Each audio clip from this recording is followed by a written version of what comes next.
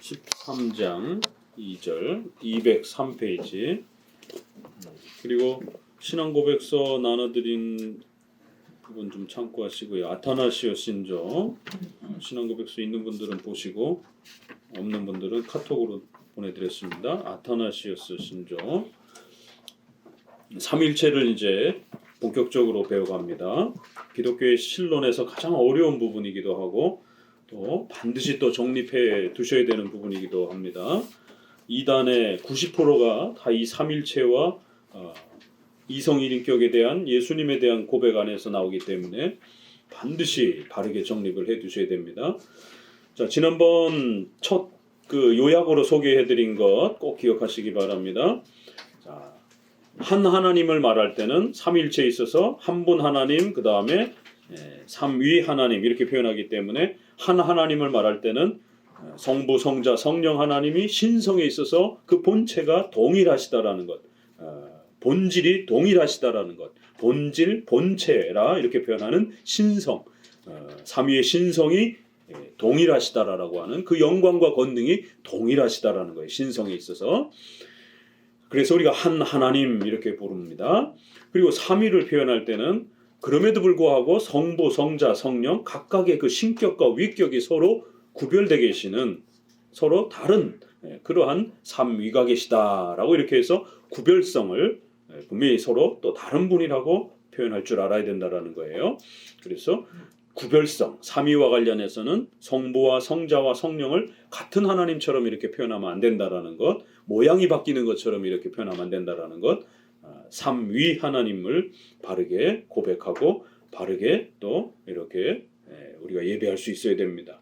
그러니까 이런 균형을 잃게 되면 결국 성령만 지나치게 강조하게 되면 순복음교회처럼 성령 시대, 성령 체험, 은사 체험 이런 쪽으로 가는 거예요.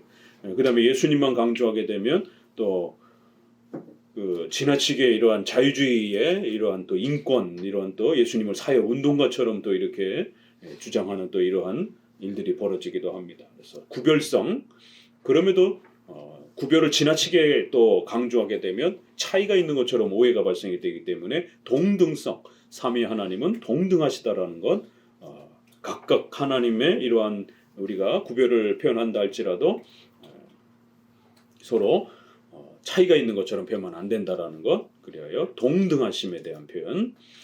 그리고 그럼에도 또 성부가 성자와 성령의 시작이다 이런 표현을 씁니다. 높으시다, 크시다 이런 표현을 씁니다.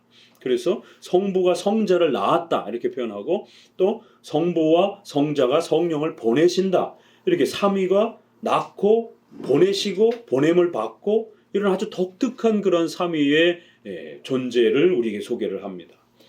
그리고는 성부 하나님은 창조와 예정과 작정에 더 이렇게 사역하시는 그러한 우선성을 표현하기도 합니다. 예수님은 이 땅에 오셔서 십자가의 중보에 이런 일들을 하는 중보자로 이렇게 훨씬 더 그분의 사역을 소개를 합니다. 성령 하나님은 이 모든 구원의 역사들을 우리 가운데 그렇게 또 열매 맺게 하시는 또 우리의 삶에 동행하시면서 또 이런 많은 신앙의 혜택들을 열매 맺게 하시는 그런 성령의 또 역사들을 각각 하시는 일이 이렇게 구별되어 있다는 거예요. 그리고 각각의 존재가 낳고 낳음을 받고 보내시고 보냄을 받는 이런 아주 독특한 질서의 차이성이 있다라는 거예요. 그래서 계급의 어떤 차이는 아닐지라도 질서적인 차이성은 우리가 인정한다라는 것. 그래서 구별성, 동등성, 차이성 이 세 가지를 꼭 삼위와 관련해서는 구별할 줄 알아야 됩니다. 그렇게 되면 이제 하나님이 일하실 때 각각의 위격에 맞게 일하신다라는 거예요. 그래서 성부는 예정과 작정의 그러한 부분으로서 창조의 이런 부분들을 좀 더 그 성부 하나님께 돌립니다. 십자가의 중보와 관련해서 그리스도와 또 성령 하나님의 구원의 이러한 또 역사와 우리를 중생케 하시고 거듭나게 하시는 이런 성령으로 아니하시고는 우리가 주라 할 수 없다라고 하는 이러한 말씀도 다 성령께서 우리를 거듭나게 하시고 구원의 이 위대함들을 우리에게 열매 맺게 하시는 그런 성령 하나님의 역사가 있다라고 말합니다. 그렇지만 그럼에도 불구하고 그 모든 역사에 삼위 하나님이 항상 분리됨 없이 존재하시는 것처럼 그 역사에 있어서도 모든 역사에 각각의 역할을 하신다 할지라도 항상 함께 하신다라는 것. 분리됨 없이 일하실 때도 역시 분리됨 없이 일하신다라고 하는 이런 몇 가지 기본 개념을 잘 기억하시면 됩니다. 요것만 흔들리지 아니하고 잘 붙잡으시면 이제 구약을 읽을 때에 여호와 하나님 이렇게 읽을 때 이걸 어떻게 읽어야 되는지 그러면 한 하나님 이렇게 읽으면 됩니다. 그런데 바로 이어서 여호와의 영이 이렇게 소개가 되면 그 앞에 하나님은 성부 하나님으로 읽는 겁니다. 왜요? 하나님이라고 할 때는 성부를 그렇게 부를 때도 있고 한 하나님을 그렇게도 부를 때가 있는 겁니다. 그렇지만 뒤에 성자의 표현이 나오고 성령 하나님의 표현이 나오면서 그렇게 표현되면 앞에 하나님은 성부 하나님으로 좀 더 우리가 이렇게 이해하기도 하는 것이. 시편 110편에 다윗이 고백하면서 여호와께서 또 나의 주에게 주님께서 주의 곁에 계신 주에게 앞에도 주라고 그러시고 뒤에도 주라고 그런단 말이에요. 주님께서 주의 곁에 계신 주께 이렇게 표현한단 말이에요. 그랬을 때 그 뒤에 주는 예수님을 표현하는 거고 앞에 주는 성부 하나님을 표현하는. 분명히 주님께서 자기의 그 곁에 계신 주께 이런 모든 권세를 맡기겠다라고 이렇게 표현한다라는 거예요. 그래서 항상 구약을 읽으실 때는 이 삼위일체를 기억하시면서 읽어가셔야 됩니다. 우리가 아브라함, 모세, 다윗 이런 모든 생애의 내용들을 통해서 그들의 위인전기를 읽는 게 아니라 하나님이 누구신지를 배우는 거예요. 결국에는. 그래서 하나님의 존재와 관련해서 삼위일체의 이 놀라운 신비들을 구약을 통해서도 읽어가시고 또 그 삼위 하나님이 행하시는 위대한 작정과 섭리를 그 구약의 수많은 사건과 인물들을 통해서 배워가는 겁니다. 그러니까 성경 읽기가 오늘날 큐티식으로 잘못 습관이 되어서 위인전기로 우리 눈에 모세와 다윗만 눈에 들어오는 이렇게 교회 안에서 훈련되었기 때문에 그런 겁니다. 그래서 교회 설교가 항상 위인전기로 모세처럼 첫 번째 용기를 내야 됩니다. 모세처럼 두 번째 가정을 희생해야 됩니다. 모세처럼 세 번째 끝까지 변치 않아야 됩니다. 이런 식으로 그러니까 기승전 모세처럼 우리도 열심히 합시다. 이렇게 돼 아무것도 하나님에 대해서 배우는 게 없는 모세처럼 뭘 하자 이런 식의 결국 공로를 자꾸 인간의 어떤 열심과 공로를 자극하는 이런 식의 교훈적 설교를 한국교회가 80~90%가 하고 있습니다. 삼위일체 하나님이 어떤 분인지 구약성경, 신약성경을 통해서 삼위 하나님이 어떻게 소개가 되는지를 안 가르쳐주고 설교를 안 하는 거예요. 하나님의 작정과 섭리의 위대함을 다윗의 인생을 통해서 모세의 인생을 통해서 어떻게 펼쳐지는지를 안 가르쳐주는 거예요.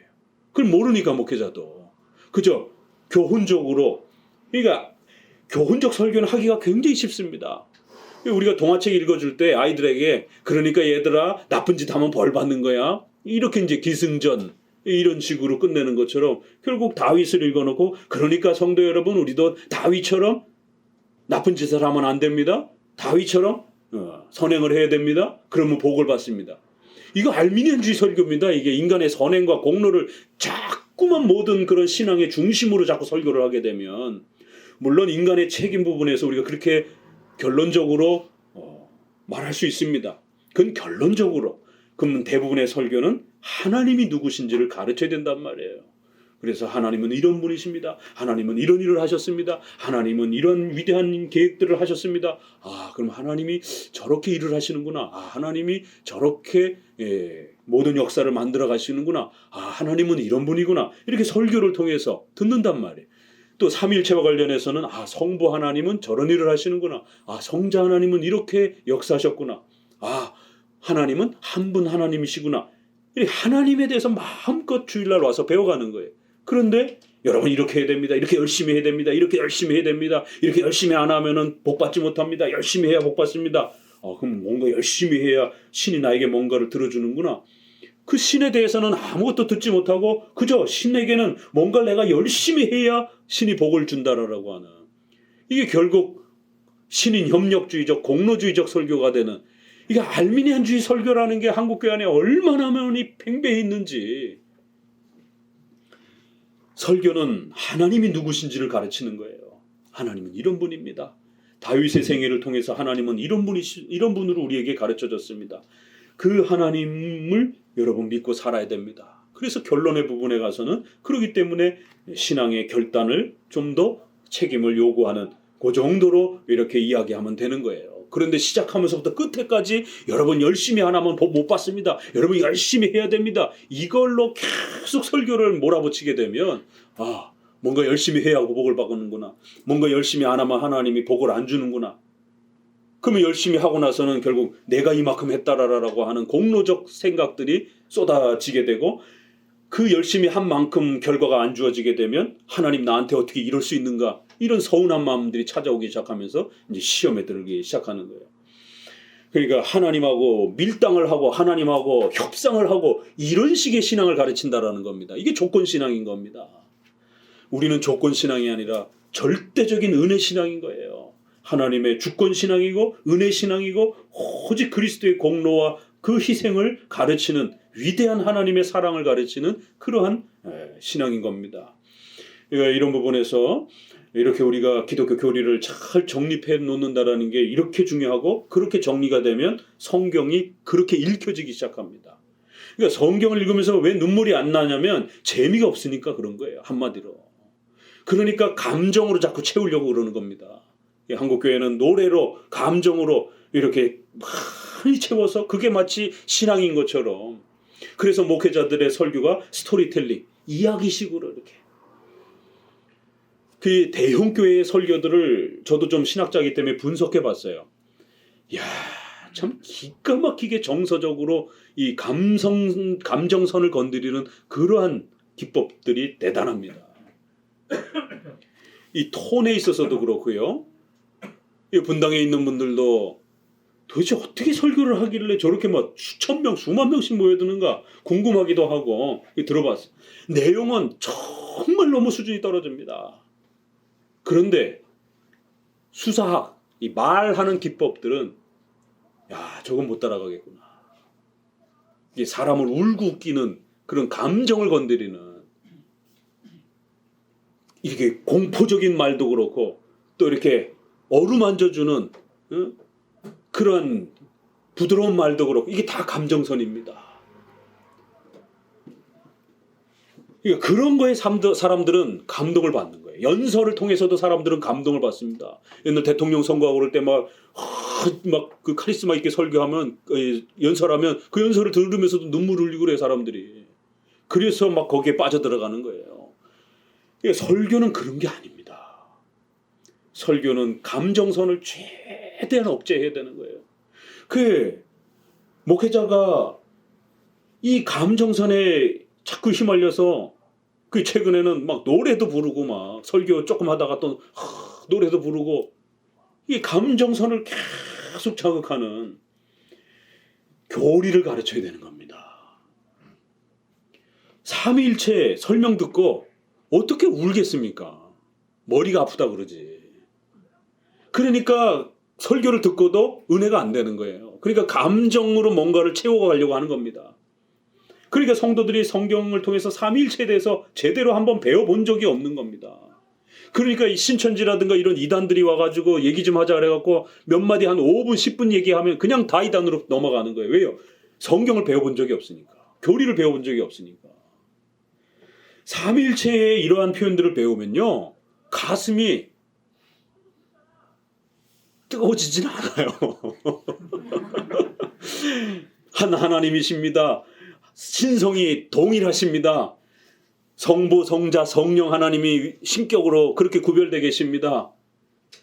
가슴이 막 뜨거워지고 막 눈물이 막 이러진 않습니다. 이건 차분히 감정을 자제하고 차분히 배우고 익혀야 되는 거예요. 하나님은 한 분 하나님이구나. 하나님은 성부, 성자, 성령 하나님이시구나. 교리의 그 가르침들을 잘 이해하고 배우고 그걸 마음에 숙지해야 되는 거예요.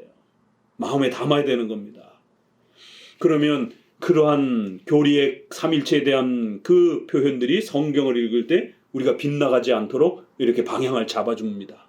그러다가 하나님께서 작정과 섭리의 이러한 그 아주 놀라운 또 이러한 역사들을 우리에게 소개할 때는 그럴 때는 또 이제 우리의 감동이 마음의 감동이 또 이렇게 찾아오기도 하죠. 신성과 인성 이거를 들으면서 막 울지는 않습니다. 그러니까 그런 부분들은 이렇게 잘 개념을 성경을 통해서 잡아놓는 겁니다. 울 때가 있고 잘 이렇게 세워서 구축해야 될 때가 있는 거예요.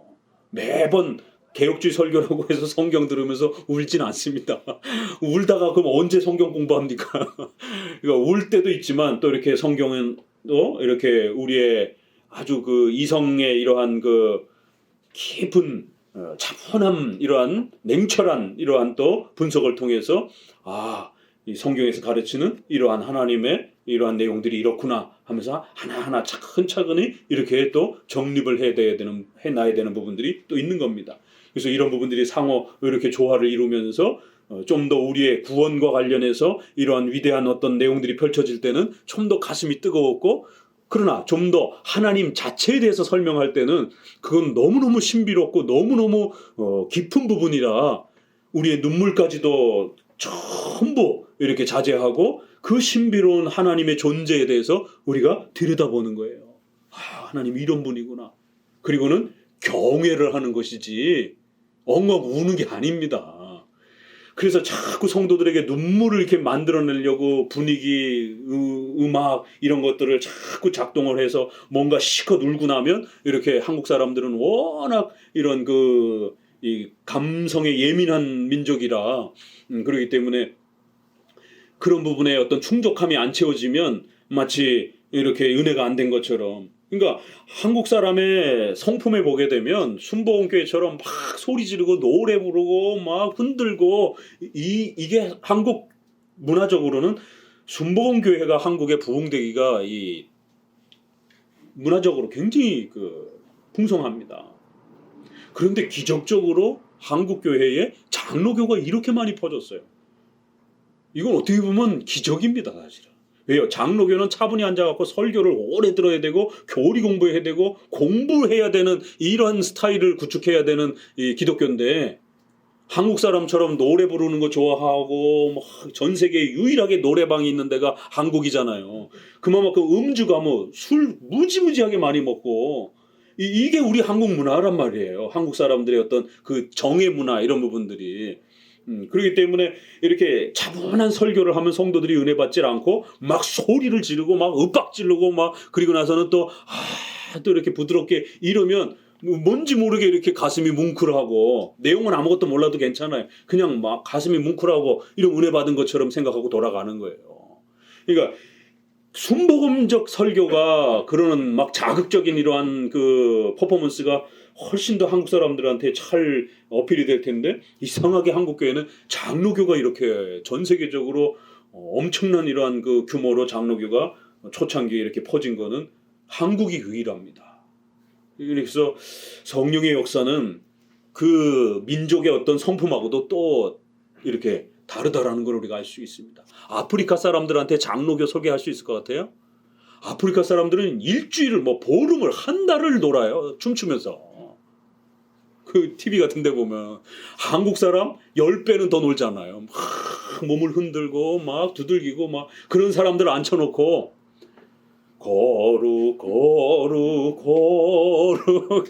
복 있는 자는 다 졸고 앉았겠죠. 막 박수는 더 북을 갖다 놓고 각자 앉아갖고 두들기면서 막 소리를 지르고 그러니까 순복음교회가 아프리카라든가 이런 데에 빨리 퍼지는 거예요. 그러니까 한국에도 사실은 그런 정서가 있는데 장로교가 이렇게 퍼지는 거 보면 하나님의 놀라운 역사가 또 이렇게 열매 맺는 겁니다. 자, 그래서 삼위일체, 비록 우리가 이렇게 막 뜨겁고 이런 건 아니지만 성경에서 가르치는 이 삼위일체 하나님은 이런 분이다라고 이렇게 아주 정확하게 소개해주는 이 내용들을 배우셔야 되고, 이 내용을 정립하려고 500년을 이단과 논쟁을 하면서 결국 500년, 초기 500년이 이 삼위일체가 아타나시 순교가 대략 한 400년 후반대에 어거스틴이 400년 전후로 해서 삽니다. 어거스틴이 작성했다라고 이렇게 많이 알려져 있어요. 그런데 이제 저자를 기록해 놓지 않았기 때문에 이렇게 또 저장할 수 없지만 이렇게 그 영향력의 이 표현, 문장의 표현이 어거스틴의 삼일체 논문하고 중요한 그 단어와 문장이 거의 비슷합니다. 그래서 거의 어거스틴이 이렇게 영향을 끼쳐서 어거스틴이 작성했던 어거스틴이 교회 회의를 통해서 이렇게 영향을 끼쳐서 작성했던 어거스틴의 그러한 그 영향력을 끼친 그런 삼일체의 작품으로 많이 해석합니다. 500년의 그 수많은 논쟁을 다 정립을 한 겁니다. 자, 어떻게 정리했는가 봅니다. 같이 읽어봅니다. 누구든지 구원을 받고자 16페이지입니다. 신앙고백서 아타나시오 신조 시작. 누구든지 구원을 받고자 하는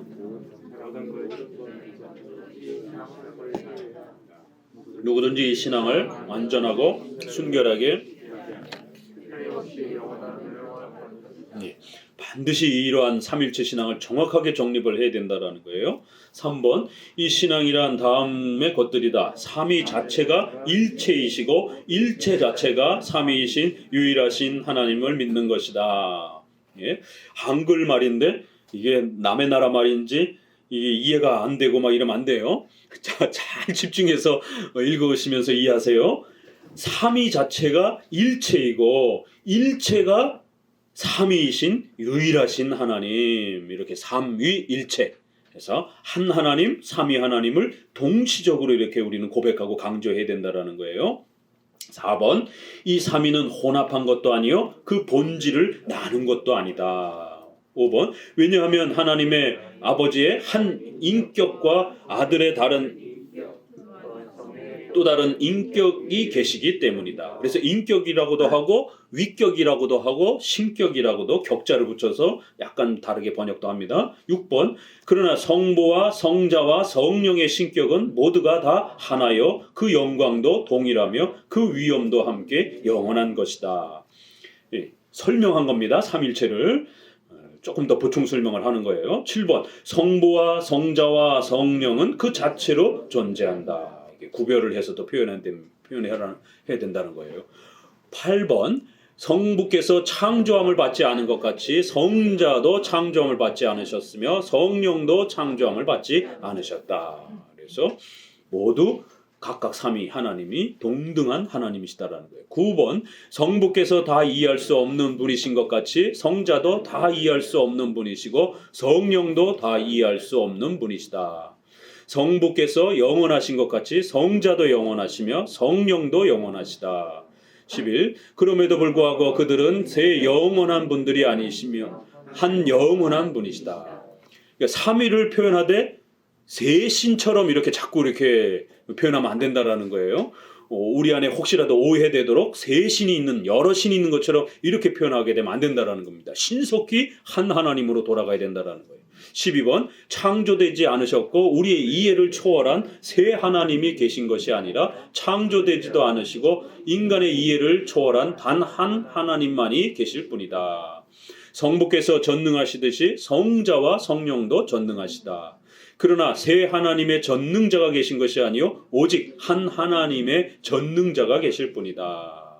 성부가 하나님이시듯이 성자도 성령도 하나님이시다. 그럼에도 세 하나님이 계신 것이 아니라 한 하나님만이 계실 뿐이다. 자, 그러니까 한 하나님을 강조하되 성부, 성자, 성령의 위격의 구별을 분명히 고백해야 된다는 거예요.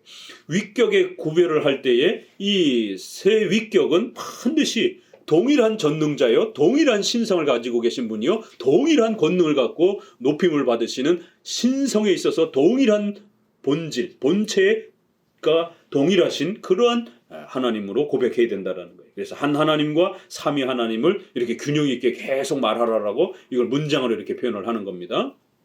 17번인가요? 네? 17. 성부께서 주님이시듯이 성자도 성령도 주님이시다. 그럼에도 주님이 세 주가 아니라 한 주이실 뿐이다.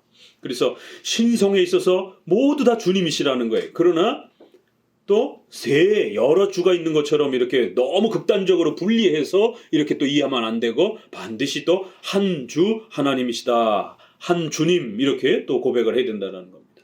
19번. 우리는 이 각각 읽으세요. 각각의 삼위께서 그 스스로 하나님이시요 주님이시라는 사실을 기독교의 진리로 받는 바이다. 따라서 세 하나님이 계시며 세 분 주님이 계시다는 말은 참 기독교인으로서 금한다. 성부는 그 무엇에서 곧 창조함을 받지도 않으시고 나지도 않으셨다. 그럼 성부의 구별성은 뭔가? 성부의 독특하심은 뭔가?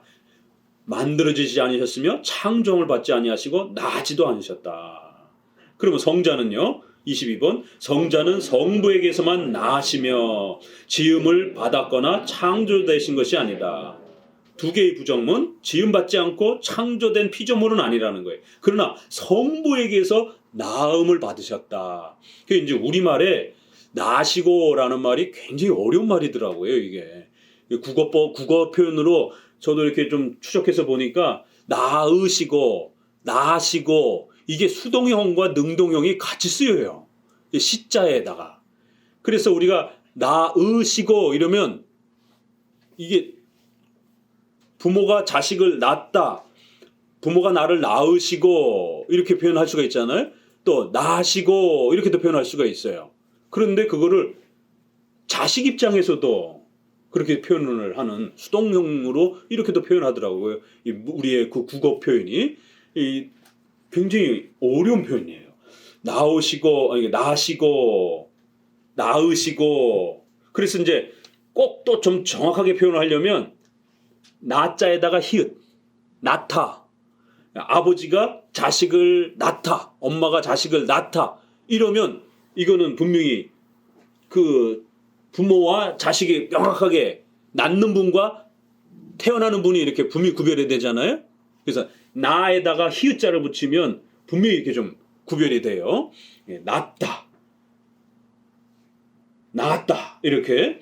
그런데 낳으시고 나시고는 이렇게 같이 쓰기도 해요. 그래서 번역에서 나시며 성자가 성부에게서 나시며 또 성부가 성자를 나시며 이렇게 여기 뒤에도 보니까 나지도 않으셨다. 21번에 성부가 성자를 낳으신 것이지 성부가 낳으신 건 아니거든요. 그럴 때 나시다 이런 표현을 쓰는 거예요. 히읗 없이. 22번에는 성자가 성부에게서만 나시며 이건 국어 때문에 그래요. 그렇게만 좀 이해하시고 그래서 나지도 나시도 이렇게 이런 표현들을 성부에게서 한번 쓰고 성자에게서도 이렇게 씁니다. 낳다 히읗으로 쓰면 조금 더 구별하기도 하는데 이게 이제 이 고급 언어예요. 이게 나시다, 나시며 이 표현이. 23번 성령은 성부와 성자에게서 보냄을 받으셨으나 지음을 받았거나 창조되었거나 발생된 분이 아니시고 나오신 것이다. 그래서 성령은 성부 성자에게서 보냄을 받으셨다. 하지만 지음을 받거나 창조된 건 아니다. 부정 나오신 것이다. 이렇게 24번 따라서 세 분 성부가 아닌 한 분 성부, 세 분 성자가 아닌 한 분 성자, 세 분 성령이 아닌 한 분 성령만이 계실 뿐이다. 이 삼위에 있어서 그 어느 한 위가 다른 한 위에 앞서거나 뒤에 계신 것이 아니며 어느 한 위가 다른 위보다 크거나 작을 수도 없다. 이거 전형적인 어거스틴의 표현이에요. 이게 하나는 3보다 절대로 작지 않고 3은 하나보다 절대로 크지 않고 이 어거스틴의 논문에 있는 삼일체 논문에 있는 그대로 표현인데 이걸 조금 바꿔서 어느 한 위가 다른 위보다 크거나 작지 않다라는 거예요. 분명히 성부가 성자를 낳으셨어요. 성령을 보내셨어요. 그래서 성부가 시작이다라고 말합니다. 위격에서 기원이다 이렇게까지 얘기를 해요. 첫 시작이다 이렇게 말을 합니다. 그래서 예수님이 성부가 나보다 크시다 이렇게까지도 말을 하는 거예요. 왜요? 성부에게서 영원히 태어나셨기 때문에. 그러나 이단에 빠지는 거는 신성에 있어서 성부가 성자를 낳으셨다. 시작이다. 이러면 이단됩니다.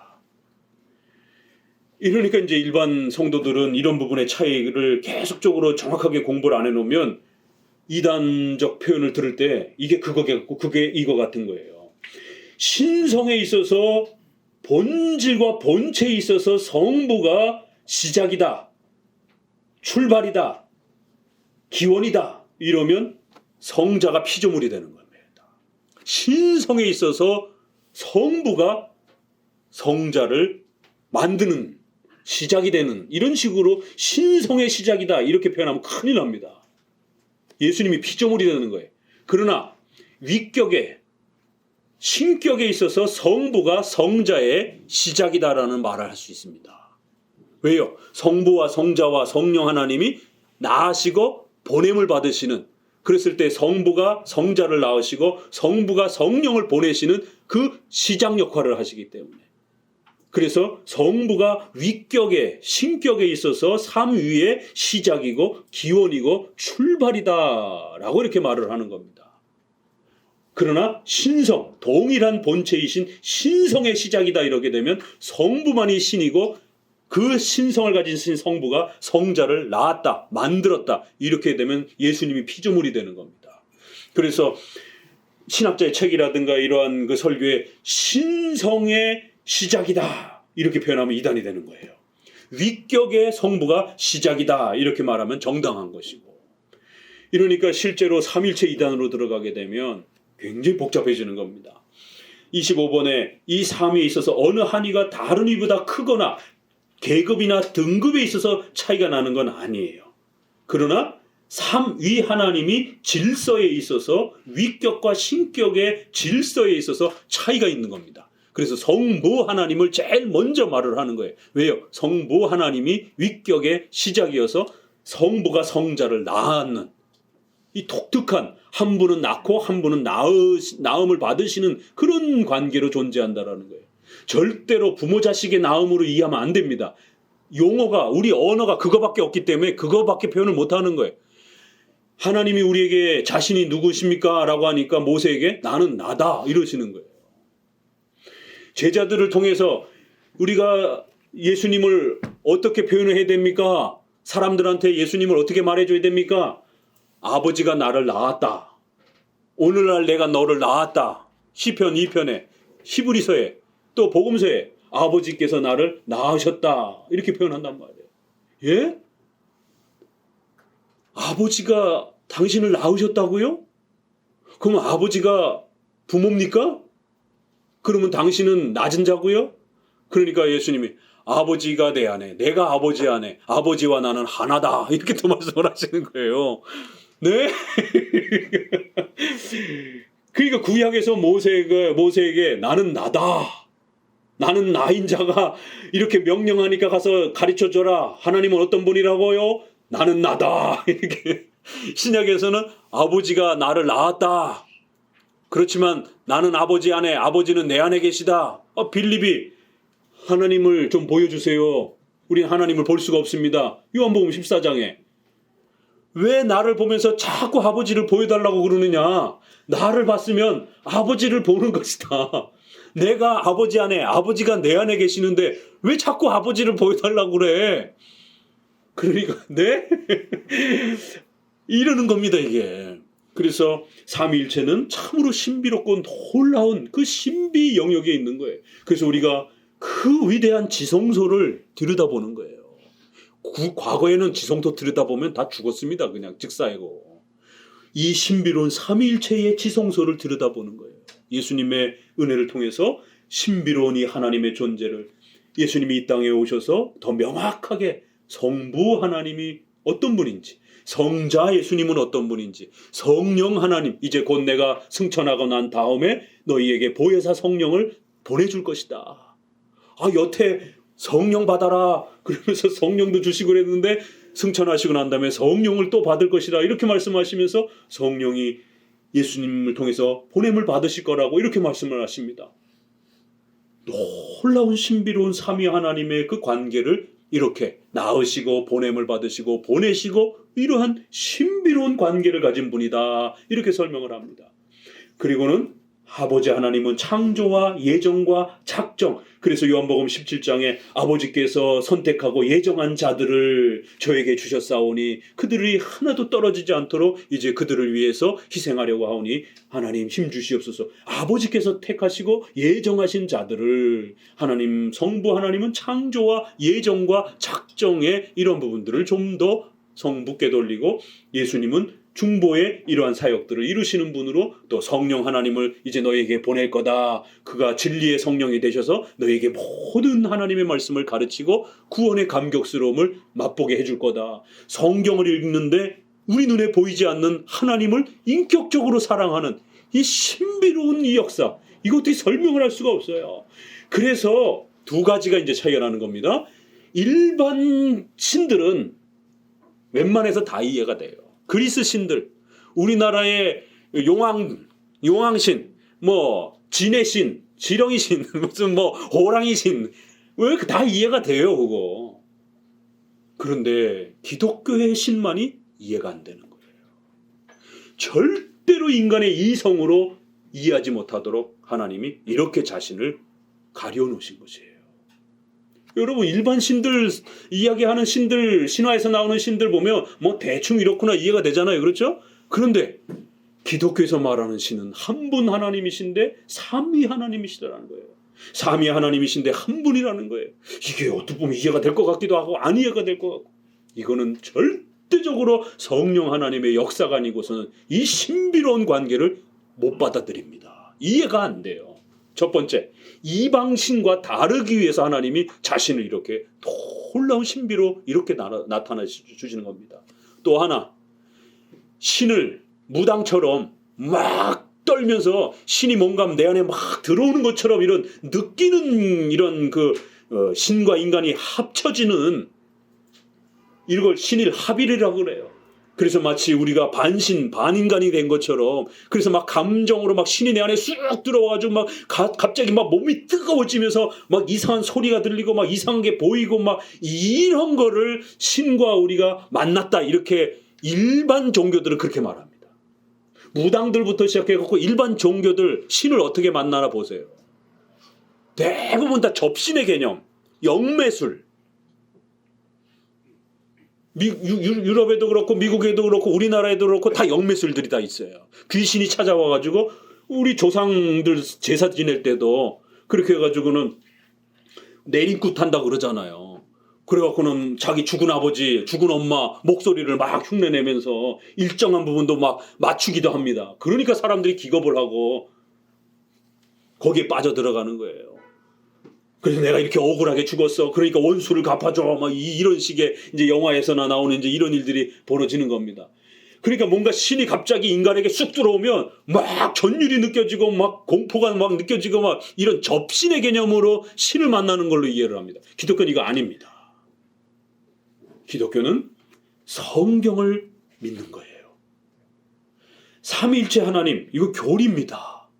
이러한 딱딱해 보이지만 이러한 교리들을 믿는 것이 성경의 가르침을 이해하고 배우고 믿는 거예요. 그런데 어떻게 신기하게 글을 읽는데 가르침을 배우는데 인격적인 하나님이 살아계심이 내 안에 믿겨져요. 느껴지는 게 아닙니다. 믿겨져요. 이걸 잘 구분하셔야 돼요. 믿겨집니다. 느껴지는 게 아니에요. 하나님을 자꾸 느끼려고 하지 마세요.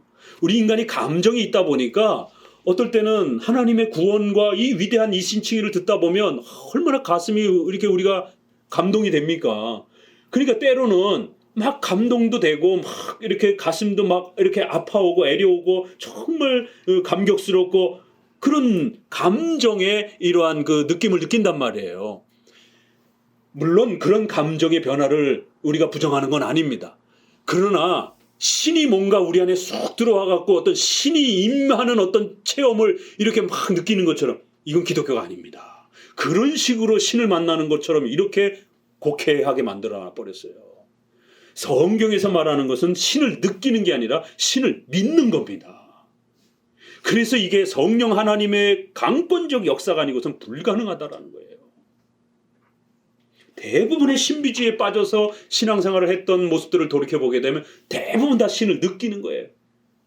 그래서 막 소리가 들린다 그러고 환상이 보인다 그러고 뭔가 이렇게 막 강렬한 그래갖고 막 집회하다가 막 퍽 쓰러져가지고는 막 벌벌벌벌벌 떨고 이게 샤머니즘적 그런 어떤 기독교 모습으로 무당들이라든가 이런 토속 문화 속에서 보면은 막 신이 접신을 하게 되면은 막 그 무당들이 왜 그 대나무하고 방울을 떱니까? 이 신이 내 안에 지금 들어왔다라는 거를 그걸로 표시를 해주는 겁니다. 그래서 막 떨면서 그렇게 방울을 울리고 이렇게 나뭇가지를 막 떨고 그러면서 목소리를 흉내 신이 들어와 있는 목소리처럼 이렇게 흉내를 내고 뭔가를 보고 듣고 이 기독교 아닙니다 이거는. 여러분 일상생활을 하면서 신이 그런 식으로 여러분 안에 막 느껴지고 그럽니까? 그런 거 하나도 없이 여러분 열심히 직장생활하고 밥하고 빨래하고 이러면서 살지. 기독교 신앙이란 성경을 믿는 거예요. 오늘 우리가 오전 설교에도 보니까 이런 사도 신경을 믿는 겁니다. 이러한 것을 신뢰하는 겁니다. 이런 내용을 사랑하는 겁니다. 그러면 하나님과 내가 하나가 되었다라는 것을 우리 마음에 신뢰가 되고 확신이 드는 거예요. 느낀다라는 말을 우리가 굉장히 자제하면서 써야 되는 겁니다. 그러면 성령의 불가항력적인 역사에 의해서 그 하나님이 믿겨져요. 하나님이 살아계심이 인정되어져요. 느껴지는 게 아니고 저 하나님 못 봤어요. 목사지만. 하나님 어떻게 생겼는지 제 평생에 어떤 한 번도 하나님을 본 적이 없습니다. 그러나 저는 성경을 믿어요. 성경이 믿겨져요. 성경에 있는 그러한 하나님을 믿습니다. 그런데 살아계신 하나님이 살아계시다라는 게 거부할 수가 없어요. 믿겨져요. 느껴져요가 아닙니다. 믿겨져요.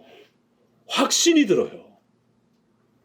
그래서 눈에 보이지 않는 하나님, 만질 수 없는 하나님, 그럼에도 불구하고 남편과 아내가 서로 깊이 인격적으로 사랑을 나누듯이 신과 우리가 신적인 어떤 연합이 일어나는 게 아니라 인격적인 연합과 사랑이 일어나는 거예요.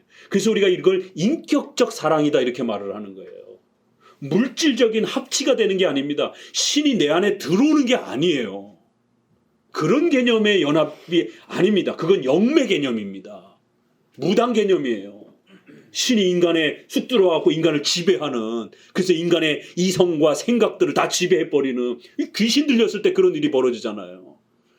우리 기독교의 하나님 그런 하나님이 아닙니다. 인격적인 연합이에요. 그래서 우리는 우리고 하나님은 하나님인 겁니다. 그래 성경의 가르침을 믿고 그 성경을 읽게 되면 이게 믿겨져요. 신뢰가 되어져요. 부정을 할 수가 없어요. 그 성경의 가르침들이 사실이다라고 확신이 들어요. 그러면 인격적인 교제가 일어나요. 보이지 않는 하나님을 사모하게 되고 사랑하게 되고 그 하나님의 보호하심과 인도하심을 신뢰. 그래서 이제 우리가 이 기독교 강의를 읽다 보면 신뢰, 사랑, 의지, 믿음, 경외 쓰는 단어가 구별되어 있죠. 느낀다 이런 단어 잘 안 씁니다. 그래갖고 최근에는 또 무슨 임파테이션 하나님이 만져주신다라는 거예요. 그러니까 오순절 교회와 쓰는 용어가 다릅니다. 그래갖고는 또 요즘엔 임파테이션을 받아야 성령 체험을 받는 거라. 임파테이션 뭐예요? 그때 성령이 만져주시는 거라는 거예요. 그럼 만져주면 어떤 일이 벌어지는데 몸이 막 짜릿해지고 막 갑자기 막 전율이 오고 막 그 안 만져주면 어떻게 되는데 아무 느낌이 없다는 거예요. 그래서 성령이 뭔가 만져주시는 어떤 체험을 해야 된다는 거예요. 이게 다 신비 체험적인 그런 샤머니즘적인 그런 느낌을 이렇게 자꾸 우리 안에 감정에다가 모든 신앙을 거기다 묶어두려고 하는 이런 방식입니다. 신앙이란 지정의를 통해서 일어나면서 그래서 하나님에 대한 지식이라는 단어를 쓰는 겁니다. 성경을 믿고 신뢰하고 의지하고 경외하는 거예요. 그러면 성령께서 그 말씀을 주신 분이 성령 하나님이 영이신 하나님과 물질적인 인간이 어떻게 만날 수 있을까? 이게 보통 일이 아니잖아요. 그래서 성령 하나님께서 죄인된 인간들에게 하나님을 만날 수 있도록 성경을 인간의 언어로 만들어 주신 거예요. 그리고 인간의 언어지만 하나님 성령께서 만들어 주신 거기 때문에 이 성경을 잘 사용하고 믿고 신뢰하면 인격적인 연합이 교제가 일어난다는 거예요.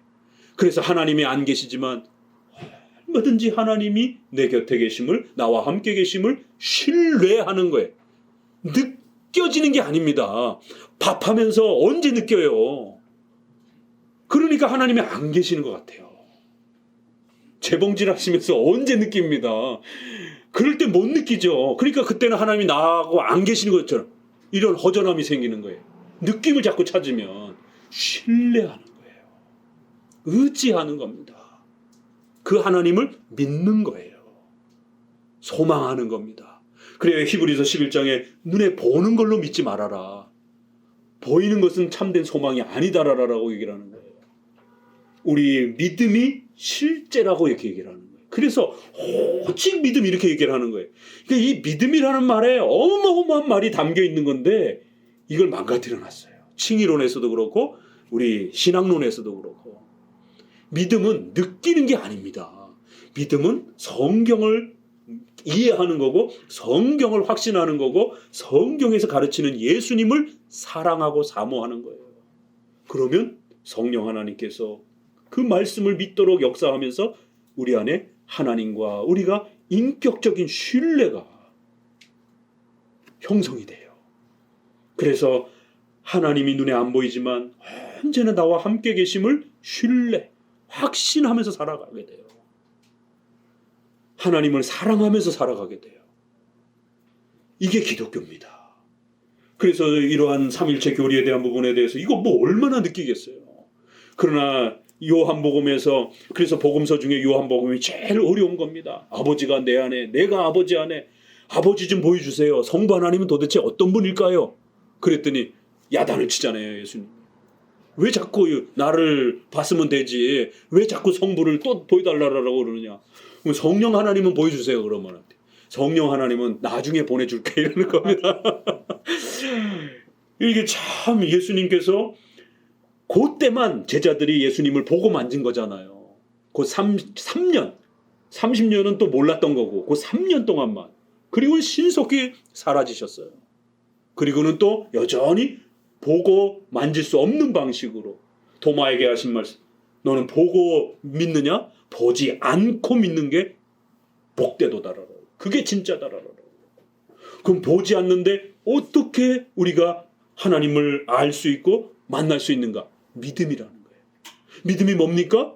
참된 믿음이란 성경의 가르침과 교리, 바로 사도신경 요약된 그 내용을 믿고 신뢰하고 사랑하고 의지하고 오늘 이런 표현들, 거기 느끼라는 이런 단어 없단 말이에요. 그러니까 믿음이라는 이 기본 개념 하나도 이렇게 잘 잡아줘야 되는데 이게 흐트러지니까 어린아이들을 데려다가 어려서부터 산속으로 기도원으로 끌고 가가지고 북치고 장구치고 막 불 꺼놓고 애들 막 울도록 막 감정을 자극하는 거예요. 애들 막 우니까 이제 애들이 믿음이 있나 보다. 갔다 오고 나서 하나님에 대해서 아무것도 몰라요, 애들이.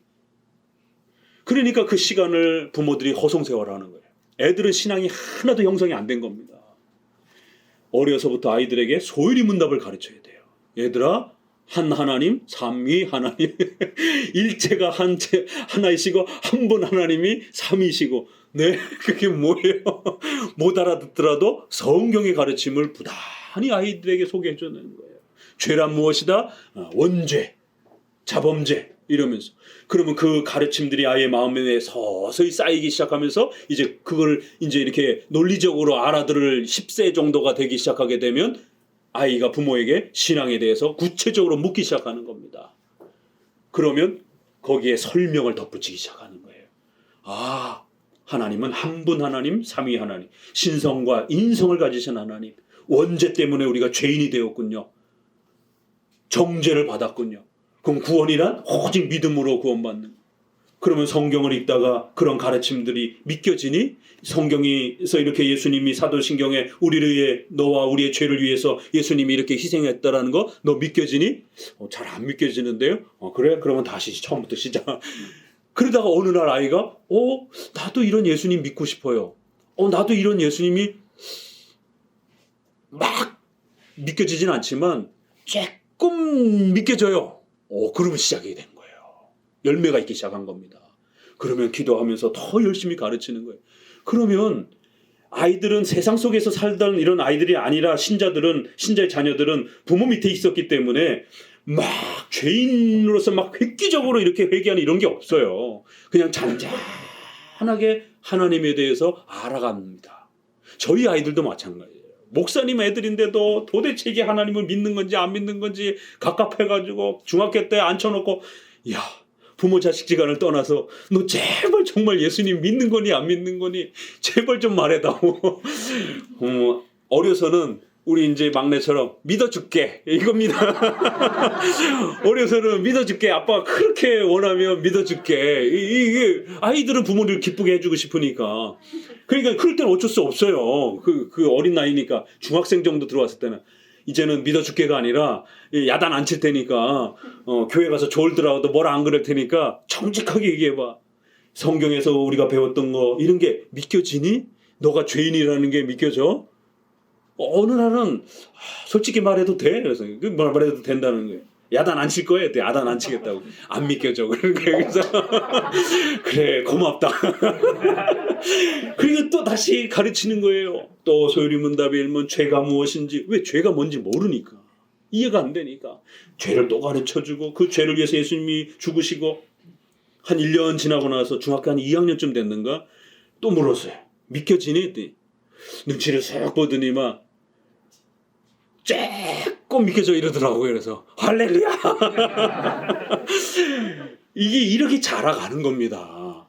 그럴 때 아이를 막 폭력적으로 막 몰아세우게 되면 눈치 때문에 억지로 믿는다고 그러게 되고 결국 아이가 또 그 공포스러움 때문에 하나님, 교회 이런 거에 대해서 등을 돌려버리게 됩니다. 신앙이란 그렇게 막 행하는 게 아니에요. 하나님도 우리를 인격적으로 그렇게 구약 성경을 보세요. 저희 같았으면 벌써 그냥 다리 몽둥이 뿌드려갖고 다 저기 한강에다가 다 버려버렸을 텐데 또 용서하시고 또 용서하시고 또 용서하면서 그 신앙의 기회를 가지도록. 그런데 우리 부모들은 용서를 안 해요. 부모들은 너무 인색해요. 그래서 아이들이 다리 몽둥이를 부러뜨려갖고는 그냥 막 윽박지르고 이러면 안 된단 말이에요. 그래서 차근차근히 가르쳐가면서 그렇게 소개를 하니까 2학년 끝쯤인가 한번 물으니까 믿겨져 이렇게 얘기를 하더라고요. 진짜 믿겨져? 저희가 느껴져를 안 물었어요. 왜? 처음부터 느끼질 못했으니까 애들이. 믿겨지니 이 내용이? 하나님이 안 계시는 것 같진 않아. 근데 그렇다고 확실히 계시다라고는 이렇게 이게 모르겠어. 이게 그렇게 얘기를 하다가 어느 순간에 하나님이 살아 계시는 것 같아. 그리고 내가 죄인이라는 거, 구원받았다는 게 믿겨지는 것 같아. 이렇게 이야기하더라고요. 그래서 거기에서 조금 더 성장시키면서 이제는 아이들이 하나님이 살아계심을 믿는다라고 얘기를 하는 거예요. 그리고 또 성경에서 이러한 구원의 이런 내용들을 예수님이 나를 위해서 십자가에 돌아가신 거를 믿겨져, 인정되어져 이라고 얘기를 하는 것이에요. 그리고는 이제 아이들에게 섭리의 위대함들을 이제 가르치기 시작하니까 내가 이런 거를 바랬었는데 이렇게 정말 주어졌어. 이런 신비 체험들을, 이건 신비주의가 아니라 신비로운 하나님의 역사의 경험들을 하게 되는 거예요. 자, 하나님에 대한 기본 개념을 잘 정립하고 나면 하나님의 역사를 배우게 되는 거예요. 작정과 섭리의 역사들을. 그래서 삶 속에서 진짜 하나님이 우리가 필요할 때 아주 정확하게 도와주신다라는 것을 아이들도 경험합니다. 뭘 필요로 했는데 엄마가 공동 그 수집하면서 뭘 가지고 왔어요. 아이들을 많이 이렇게 주워다가 입혔습니다. 그랬더니 정말 필요했던 어떤 그런 옷들, 또 어떤 물품들, 또 이런 필요한 어떤 그런 것들이 아이들조차도 간절히 바랬는데 경제적 형편 때문에 사주질 못했다가 그게 이렇게 다른 사람을 통해서 얻게 된 거예요. 정말 필요한 그 시점에. 그럼 그건 우연이 아닙니다. 그것도 한 번, 두 번이면 우연이라고 그러죠. 그게 매번 반복이 돼요. 그럼 우연이 아니죠. 이게 하나님과 동행하면서 오순절보다도 훨씬 더 우리가 강력하게 하나님이 우리를 도와주신다라는 것을 경험하면서 살아가게 되는 거예요. 이게 신앙입니다. 그러니까 다시 한번 이 기독교 강해를 통해서 올바른 신앙이라는 게 무엇인지, 왜 삼위일체의 이런 어려운 것들을 이렇게 부지런히 가르쳐 가야 되는지, 이런 부분들을 비록 조금 처음에는 힘들어도 이런 부분들이 성경에서 가르치는 하나님이신 거예요. 그리고 그 하나님의 역사가 이제 본격적으로 뒷부분에서 이제 소개가 될 겁니다. 자, 이 항으로 이제 들어와 보세요. 이렇게 요약본을 가장 핵심적인 걸 먼저 좀 가지시고 그리고 한번 보셔요. 2절을 하나님 안에 삼위가 계시다. 같이 읽어봅니다. 그러나 하나님께서는 자신을 우상과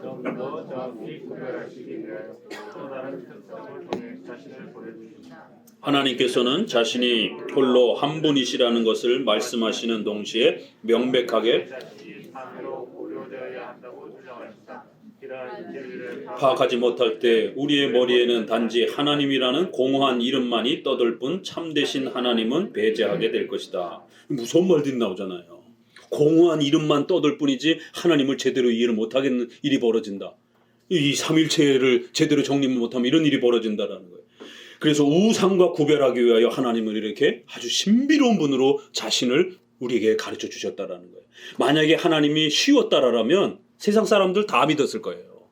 그러나 하나님은 이렇게 신비로운 분이기 때문에 이건 믿음으로만이 접근이 되지 믿음 아니고서는 이거 이해할 수가 없습니다. 못 받아들입니다. 자, 그래서 더욱이 아무도 하나님께서 세 분이시라는 상상을 하지 못하게 하며 하나님의 유일한 본질이 삼위로 분할되었다라고 생각하지 않도록 하기 위해 여기서 우리는 일체의 오류에서 지켜줄 아주 간명하고 알기 쉬운 정의를 해봐야 되겠다. 자, 그럼 넘겨보셔서 204페이지로. 자, 그래서 이제 본체, 본질, 이제 이러한 하이포타시스 이런 표현, 또 영어로는 에센스 이런 표현 이렇게 쓰죠. 여러분 화장품 쓸 때, 기초 화장품 쓸 때 에센스를 쓰잖아요. 그럴 때 에센스에 그런 용어를, 언어가 없으니까 하나님이 우리 인간의 언어로 자신을 이렇게 드러내 주신 겁니다. 본질, 본체, 이렇게 위에서 한 8째 줄, 하나님의 본질은 단일하시며 분할할 수 없다. 이렇게 쪼개져 계신 분이 아니라는 거예요.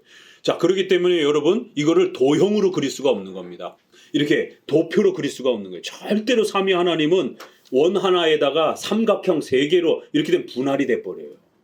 또 동그라미 원 안에다가 동그라미를 또 3개에다가 하게 되면 사위일체가 돼버리게 됩니다. 이거 어떻게 피자 조각처럼 표현할 수도 없고 동그라미 3개가 겹쳐있게 표현할 수도 없고 절대로 표현을 못합니다. 인간의 도표로. 그러니까 그런 건 아예 자체도 시도하지 마세요. 그냥 성경이 가르쳐주는 대로만 이해하면 되는 겁니다.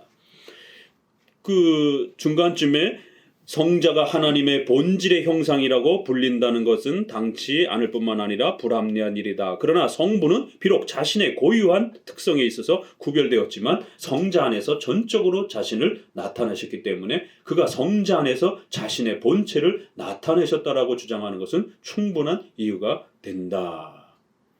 비슷한 말인데 위에는 안 되고 밑에는 된다 이렇게 말하잖아요. 성자가 신성의 어떤 형상인 것처럼 신성의 어떤 그러한 또 다른 이러한 그 모습인 것처럼 이렇게 설명하면 큰일 난다라는 거예요. 왜요? 본질, 신성, 본체는 동일하신 한 분이기 때문에. 그러나 성자가 자신의 본체를 나타내셨다라고 성부를 나타내시는 그러한 성자 하나님을 이해한다라면 우리가 예수님을 통해서 성부를 이해하는 거기 때문에 그런 표현은 충분히 가능하다라는 것이에요. 그 밑에서 넷째 줄, 성자 안에 있는 바로 그 본체가 성부 안에 있다고 결론 지을 수 있다. 또한 이 사실에서 우리는 성자에게도 본체가 있으며 이것이 바로 성자를 성부와 구별시켜 준다는 것을 쉽게 확인할 수 있다. 쭉 내려오셔서 밑에서 둘째 줄부터 읽어봅니다. 그러나 이것은 본질의 구별이 아니다. 본질을 다양화한다는 것은 옳지 않은 일이다. 그러므로 사도의 증거를 그대로 믿는다고 하면 하나님께서는 세 본체가 있는 것이다.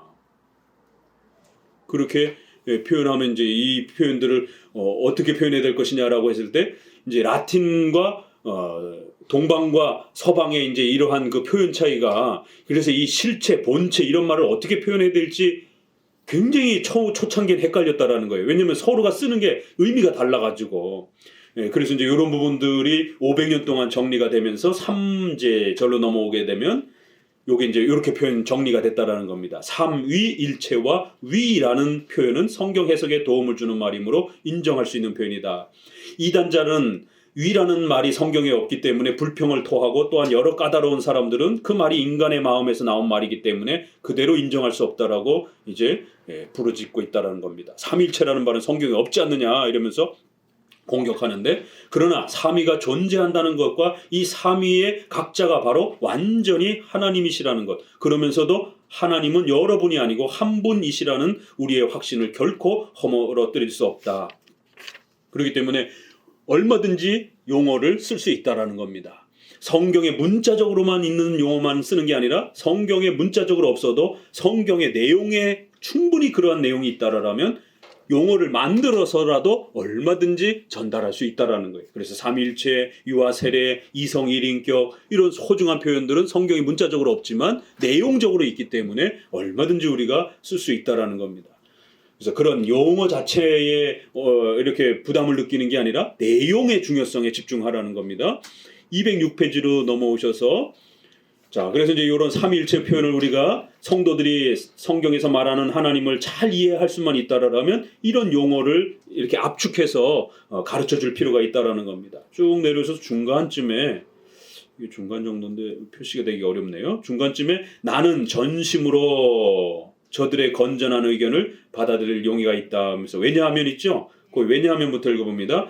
왜냐하면 하나님에 관하여 말할 때도 하나님에 관하여 생각할 때와 마찬가지로 경건한 마음으로 말해야 한다고 생각하기 때문이다. 우리들 스스로의 힘으로 하나님에 대하여 생각하는 것은 한결같이 어리석으며 하나님에 대하여 말하는 것은 모두 불합리한 것이다. 그러나 다음과 같은 어떤 표준이 유지되지 않으면 안 된다. 즉 생각하는 것과 말하는 것의 확실한 규범을 성경에서 찾고 마음의 생각과 입으로부터 나오는 일체의 말을 여기에 순응시켜야 한다는 것이다.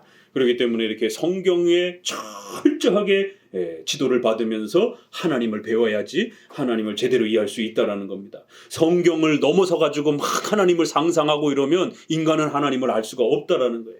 4번, 교회의 거짓 교사들을 폭로하기 위해서는 삼위일체나 위 같은 표현들을 반드시 우리는 사용할 수 있다라는 거예요. 그러나 진리를 떠나 회피하는 거짓 비난자들을 대항해서 진리를 주장하게 될 때에 이러한 신기한 용어를 우리는 특히 유용하다라는 겁니다. 왜냐하면 교회 역사만 봐도 중간에 한 10줄 아래로 내려오면 이제 아리우스라고 하는 사람이 이렇게 자기는 성경도 믿고 하나님을 믿는다 이러면서 삼일체를 안 믿는 거예요. 사도신경에 이런 표현을 안 믿는 겁니다. 이 목사인데 이런 일이 벌어지는 겁니다. 그렇기 때문에 반드시 신앙 고백, 공적인 신앙 고백이라는 게 이렇게 필요한 겁니다. 이단도 성경을 가지고 떠들기 때문에 그런 거예요. 그러면 적어도 우리 교회가 지켜왔던 이런 공적 신앙 고백을 안 받아들인다라면 이단인 겁니다. 그들이 아무리 자기네들이 옳게 믿는다 할지라도 저들은 이제 우리를 이단이라고 그러겠죠.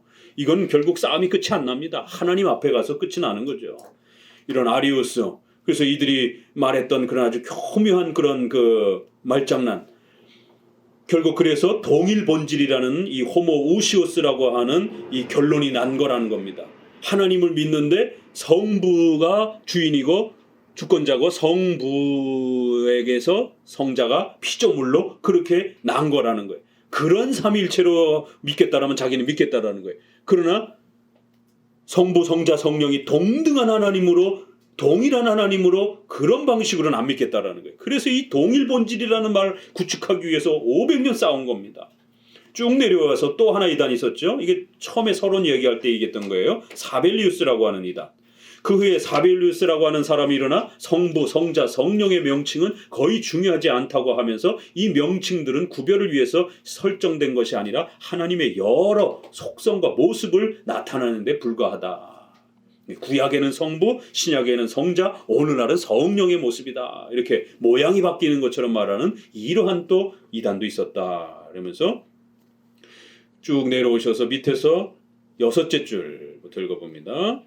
한 하나님 안에서의 새 특성이 존재가 참되게 인정되어야 한다고 소리 높여 주장하였다. 그리고 그들은 사벨리우스 그 사악한 교화를 대항하여 명백하고 단순한 진리로 스스로를 방어하기 위해 한 분 하나님 안에 삼위가 존재한다는 사실, 같은 말이지만 하나님의 단일성, 신성 안에 삼위가 계신다는 것을 진심으로 확언하였다. 이게 이제 이런 게 이해가 되어질 수 있는 겁니다. 앞에서 계속 서론을 말씀드렸기 때문에 한 하나님, 삼위 하나님의 동시성을 이렇게 계속 강조하는 겁니다. 5절까지 좀 봅시다. 신학적 용어의 한계성과 필요성. 셋째 줄, 위에서 셋째 줄, 실로 나는 모든 사람들의 신앙이 성부, 성자, 성령이 한 분 하나님이시나 성자는 성부가 아니시며 성령 또한 성자가 아니며 그들 각자는 서로가 어떤 특성에 의하여 구별된다고 하는 이 한 점에서 일치하게 된다면 이 용어들은 잊혀져도 좋다고 생각한다. 그러니까 정확하게만 이해한다라면 뭐 굳이 꼭 그 용어를 안 쓴다 할지라도 양보하겠다라는 거예요. 그러니까 내용이 중요하기 때문에. 그러나 이 용어를 쓰게 되면 내용도 훨씬 더 이해하기 좋다라는 거예요. 한 하나님, 삼위 하나님, 그리고 성부, 성자, 성령 이렇게 구별해 가면 된다라는 겁니다.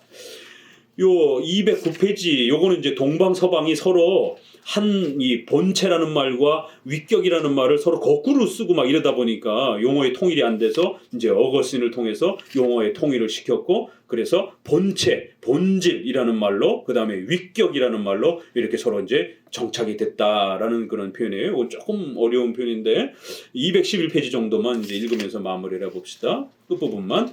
밑에서 한 12줄, 셋째 줄 정도. 사벨리우스라는 부분 찾으셨나요? 밑에서 한 12, 13. 그 사벨리우스라는 단어 밑에 하나님의 한 본질 안에 오른쪽에 찾으셨어요? 하나님의 한 본질 안에 같이 읽습니다. 삼위가 있다고 주장하자. 이것은 바로 성경에 주장하는 바를 한마디로 말하는 것이 될 것이며 또한 이러한 주장은 그의 공허한 다변을 억제하게 될 것이다. 계속 같은 말이에요. 밑에 줄 성경이 한 하나님이라고 말할 때 우리는 그것을 본체가 하나인 것으로 이해해야 하며 성경이 한 본질 안에 셋이 있다고 할 때는 그것이 삼위일체의 세 위격을 의미한다는 것임을 아무도 부정하지 못할 것입니다. 자, 6절 여기까지는 좀 봅시다. 가장 중요한 개념의 의미, 그래서 위라는 단어, 그 다음에 본체, 본질 이런 단어, 그래서 여기 이제 실제라는 단어도 쓰긴 썼는데 본질, 본체, 위격 이렇게만 구별하면 됩니다. 이제 결론을 읽어보게 되면 밑에서 6째 줄, 그러나 밑에서 6째 줄 찾으셨습니까? 그러나부터 읽어봅니다. 성부와 성자가 대조될 때는 언제나 각자의 특성에 의해 상호 구별되는 것이다. 셋째로 각자에게 고유한 것은 어떤 것이라도 전달될 수 없는 것이라고 나는 주장한다. 왜냐하면 성부에게 속한 구별의 표시는 성자에게 속하거나 성자에게 옮겨질 수 없기 때문이다. 하나님 안에는 본질의 단일성에 영향을 주지 않는 일종의 분배 혹은 경륜이 있다라고 하는 터툴리안의 정의를 올바르게만 이해한다면 나는 불쾌하게 여기지 않을 것이다. 그래서 이렇게 한 하나님, 삼위, 그 다음에 삼위가 성부, 성자, 성령 이렇게 각 위격이 구별되고 또 각 위격의 차이에 또 이러한 존재의 그러한 독특함들이 분명히 구별되어지면서 또 하시는 일도 구별되어지는 이런 특성을 성경은 우리에게 가르친다라는 것이. 그래서 삼위일체 이렇게 표현하는 이 소중한 표현을 정확하게 기억하시고 한 하나님을 고백하면서 동시에 성부, 성자, 성령 하나님이 신격의 이런 위격의 구별을 또 가지신 그러한 또 구별된 분으로 존재하신다라고. 그러면서도 그 신성의 본체, 신이라고 하는 그 신성의 본질은 항상 한 분 동일한 신성을 가지신 한 하나님이라고 하는 것을 기억해야 한다라는 것입니다. 그래서 이제 본격적으로 성부부터 이제 또 이렇게 성자, 성령 각 위격을 이제 설명해 갈 겁니다. 조금 힘들어도 이건 삼일체 아주 가장 기본 개념이기 때문에 요 이제 삼일체 하나님의 역사 속에서 왜 예수님이 죽으러 오셨는가? 그래서 예수님을 이해할 때 성부의 그 명령을 받고 오시는 겁니다. 그래서 칭의에 있어서 예수님이 순종하는, 율법에 순종하는 이런 문제가 아주 중요한 문제로 나타나는 거고, 하나님의 공의의 성부의 심판 앞에서 죄인으로 정죄받아야 되는 예수님, 벌써 성부와 성자의 관계가 형성이 되잖아요. 그러니까 이 기본 개념이 이렇게 이제 나중에 우리의 구원, 교회 생활, 종말, 우리의 문화 생활 여기에 다 적용이 됩니다. 그래서 삼일체가 틀어지게 되면 아주 극단적인 이원론이나 세대주의나 금욕주의라든가 막 이런 극단으로 막 치닫게 되는 거예요. 그래서 조금 힘들어도 차근차근히 이렇게 읽으시고 또 집에 가서도 읽어보시고 또 요약된 신조를 통해서도 삼일체를 부단히 이렇게 또 정립해 가시기 바랍니다. 기도합니다.